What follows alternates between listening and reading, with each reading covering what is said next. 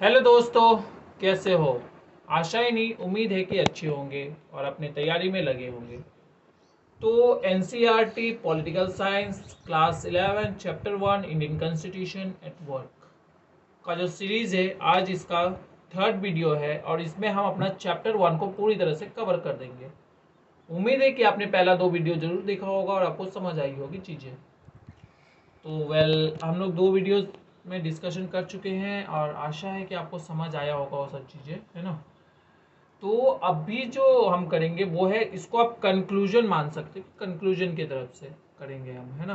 Constitution क्या होता है, नहीं होता है, ये सब चीज़ें आएगी। तो सबसे पहला पॉइंट जो है वो है कि 26 नवंबर 1949 को हमारा कॉन्स्टिट्यूशन जो है के इसे बनाया गया था, पर इम्प्लीमेंट कब किया गया था, तो 1 साल 1 महीना 2 महीना बाद, मतलब 26 जनवरी 1950 को इसे इम्प्लीमेंट किया गया था by the constitution of India. आपको ये भी पता है कि फर्स्ट रेजोल्यूशन जो हुआ था वो पास किया गया था पहले प्राइम मिनिस्टर भारत के पीटी नेहरू जी के द्वारा 13 दिसंबर को सन 1946 में। कॉन्स्टिट्यूशन बनाना इतना भी आसान नहीं था, क्योंकि काफ़ी सारी डिबेट्स हुई, फिर उस पर बहुत सारे चर्चा होने के बाद इसे बनाया गया है। लॉट्स ऑफ स्ट्रगल्स आए, पर वो आखिरकार कॉन्स्टिट्यूशन भारत का बना है।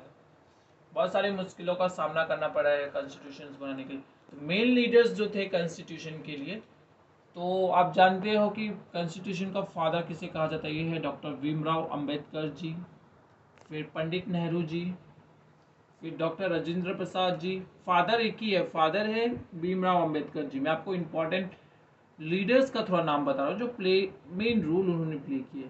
फिर आपके भीमराव अंबेडकर जी के 2 लॉयर, एक थे BN राव और एक का नाम क्या था, KM मुंशी।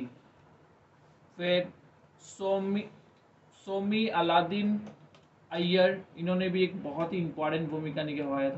तो टॉप ये 6 मिल लीडर्स हैं जिन्होंने एक इम्पॉर्टेंट रोल प्ले किए थे भारत के कॉन्स्टिट्यूशन को बनाने के लिए।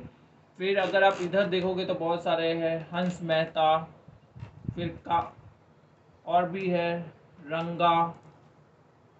फिर आप देखोगे तो बहुत सारे हैं ऐसे, विमेंस के तरफ से भी आए हुए हैं, है ना। सिर्फ मेन नहीं है, विमेंस भी है, दुर्गाबाई महाराष्ट्र की। फिर बहुत सारे इत्यादि।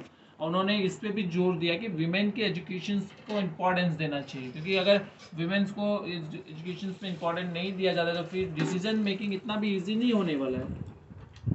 और आप सभी को भी पता होगा कि रिसेंटली एक कॉन्स्टिट्यूशन अमेंडमेंट हुआ है, जिससे पार्लियामेंट में विमेंस को भी राइट्स दिया गया कि वो पार्टिसिपेट करेंगे, और जिससे इक्वलिटी एक्स्टेब्लिश होगी, जिससे डिसीजन मेकिंग आसान होगी, है ना। तो ये हम डिस्कस किए थे अपने 2 वीडियोस में और उम्मीद करता हूँ कि आपको समझ आए। तो एक यहाँ पे की पॉइंट है, प्रोमुलगेशन। इसका मतलब क्या है, टू रेगुलेट द लॉ, मतलब रेगुलेट करना लॉ को अच्छी तरह से, जो बेनिफिशियल हो for a country and for everyone. तो अगला है, there is no constitution which is perfect, but every section of the society to convince everything in the society just. मतलब ऐसा कोई भी कॉन्स्टिट्यूशन बना नहीं है जो पूरी तरह से परफेक्ट हो, मतलब पूरी तरह से सही हो, पर कॉन्स्टिट्यूशन ऐसा होना चाहिए जो हर वर्ग को एक इम्पोर्टेंस दे, वो नीचा हो या ऊपर, सभी को एक साथ लेके चले। इसे हम कहते हैं, ये कॉन्स्टिट्यूशन जो है जो जस्ट बनाएगा सोसाइटी को, जो बहुत हेल्पफुल होगा सभी के लिए, है ना। We should make such a society which would give freedom, equality, which is the basic rule of constitution. मतलब हमें ऐसी कॉन्स्टिट्यूशन बनानी चाहिए कि जो इक्वलिटी और फ्रीडम प्रोवाइड किया करेंगे सभी को, without any discrimination. Balance and check, तो आपको पता है कि कितना इंपॉर्टेंस रोल है बैलेंस एंड चेक का, लेजिस्लेचर ये सब का, है ना।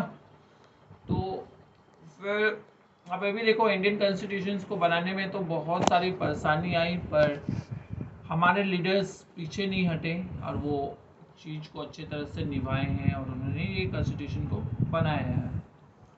और फाइनली हमारा कॉन्स्टिट्यूशन जो पहली बार जो है कॉन्स्टिट्यूशन का कॉन्स्टिट्यूशन बन गया था। तो आर्टिकल 1 में जो है ये दिया गया था कि हमें इसके ऊपर भी डिबेट हुआ है कि भाषा कौन सी होनी चाहिए, हिंदी या हिंदुस्तानी, है ना। और आर्टिकल 1 क्या कहता है? आर्टिकल 1 कहता है कि भारत ना एक राइट स्टेट होगा ना country, Bharat shall be a union of union, मतलब भारत एक यूनियन ऑफ यूनियन है। इसमें भी बहुत सारी डिबेट हुई है अलग अलग तरीके से, और जिसके कारण अब फिर उसके बाद ये कंसेप्ट आया था first pass the post system, है ना, विच वॉज टेकन, कहाँ से इसे लिया गया था? तो ये ब्रिटेन से लिया गया है। फिर डीपीएसपी, अब डीपीएसपी क्या होता है? डायरेक्टिव प्रिंसिपल स्टेट पॉलिसी, कहाँ से लिया गया होगा?